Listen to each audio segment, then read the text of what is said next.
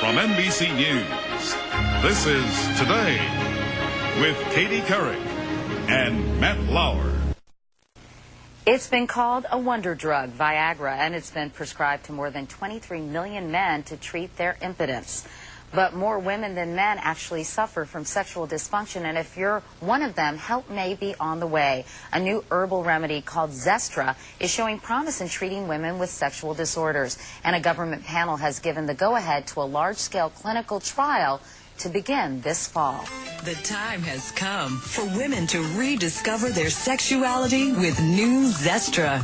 It's the advertising campaign for Zestrra, an herbal remedy that some are touting as Viagra for women. It's not a drug. Dr. Ridwan Shabsig treats a number of his patients with it. It improves the sensation and the sexual experience and the sexual arousal. Zestrra is a non-prescription over-the-counter oil which is applied to the female genital area. It could help an estimated 10 million women who suffer from sexual problems ranging from a loss of desire to trouble achieving orgasm. A natural way to help women improve their intimacy and enhance their sexuality. Dr. Marcia Guess is a co-author of a recent study which suggests that there may be subtle nerve damage in women who have sexual dysfunction. Our study shows that not only are the blood vessels altered, but the nerves are altered. It's possible that if Zestrra in fact does increase sensation, that these women with sexual dysfunction may benefit from Zestrra. Though Zestrra can now be found in some pharmacies, Dr. Guest says it's too soon for women to count on it to improve sexual pleasure. We don't have enough evidence, clinical evidence, to show that it works. And what I really don't want is for women to go out and think that they're guaranteed that this is a treatment for them if they have the problem. Well, Susan Kellogg-Spott is the Director of Sexual Medicine at the Pelvic and Sexual Health Institute at Philadelphia's Graduate Hospital. So nice to see you. Thanks for coming in. Thank you so much. So tell me a little bit about this. This is an herbal remedy. It's basically a homeopathic method of increasing sexual desire and a sexual experience, right? Actually, it is. It's 100% natural, and it's made of botanical oils. And what else is in it that seems to be stimulating for women? It actually increases, it assists women with sexual dysfunction in two ways. It increases blood flow to the genitals, and it also increases sensation in the genitals. Mm-hmm. I'm just trying to look at the ingredients in this because it's sort of interesting because it has special extract of, I think, something called angelica. Yes.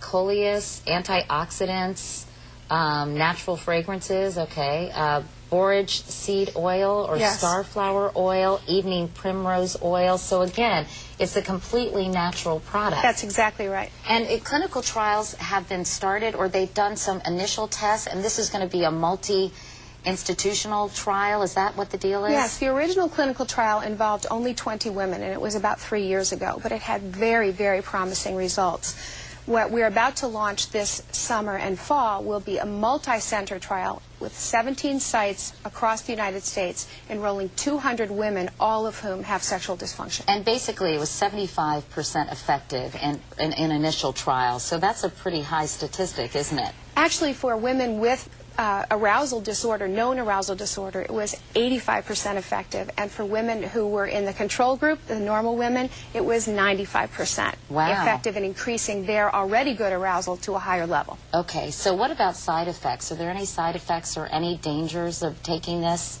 As is the case with any botanical oil placed on the skin, it can cause a sensation of tingling and warmth.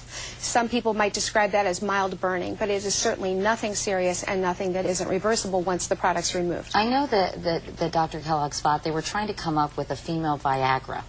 And I know that, I guess, both Pfizer and Procter & Gamble put their studies on hold to come up with a similar solution for women that they have for men. Why is it so perplexing for scientists and researchers to figure out a way to increase sexuality, I guess, in women versus men?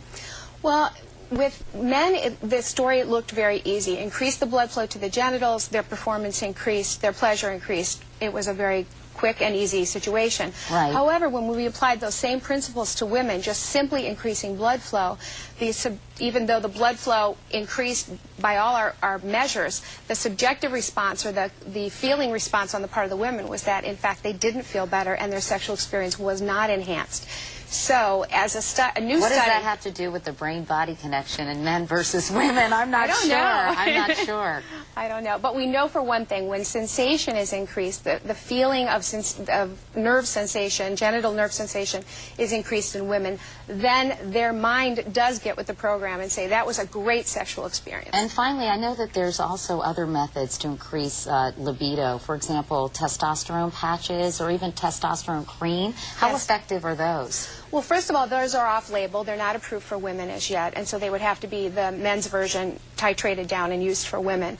Efficacy, the clinical trials are still out there, but again, those are hormones. Zestrate is non-hormonal, so they're really not in the same class, and so that they would have to be taken, testosterone taken only under the guidance of a clinician. Well, it's good that scientists are starting to wake up and smell the coffee because, as I mentioned, more women than men actually suffer from sexual dysfunction, and they have been largely ignored by the medical community. So we'll probably see some interesting developments along these lines. Exactly. Well, Dr. Kellogg-Spott, Susan Kellogg-Spott, thanks so much for coming in. We appreciate it. Thank you very much. Nice to meet you. Thank you and for we'll be having me. back with much more of today, but first these messages and your local news.